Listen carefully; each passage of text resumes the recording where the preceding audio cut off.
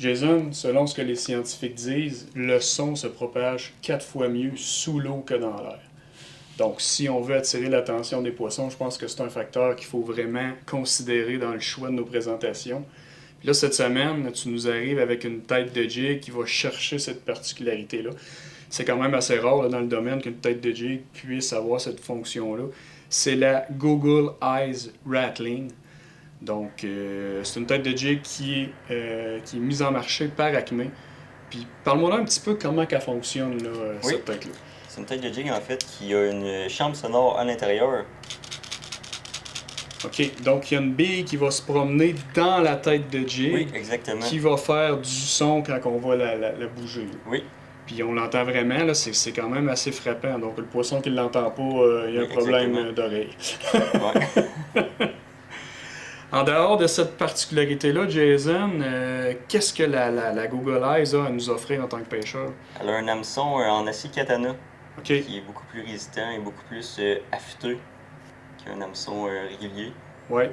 Puis je pense aussi qu'elle a une teneur en carbone élevée, donc Oui, ce qui fait en sorte qu'elle va en théorie là, moins rouiller vite qu'un hameçon qui est juste en acier. exactement. C'est quand même intéressant parce que quand ça reste dans le coffre à pêche puis c'est humide un peu, là, en tout cas moi j'ai des hameçons qui rouillent. Là.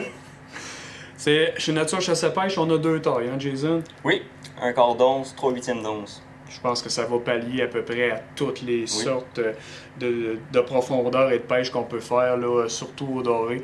Puis aussi, on a différentes couleurs. On a le or, le chartreuse et le noir là, qui ferait évidemment très bien là, avec une sangsue. Là, je pense que ce serait vraiment une belle conjugaison à faire. Là.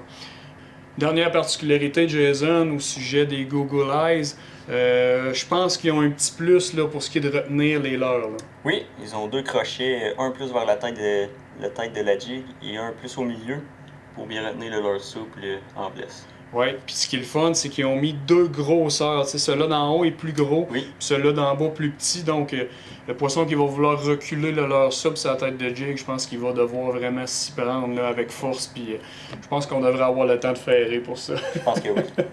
Fait qu'on invite les gens à venir voir les Google Eyes chez Nature Chasse et Pêche. On a différents coloris, différents poids, comme on le disait. Donc, merci Jason. Merci à toi, Pascal.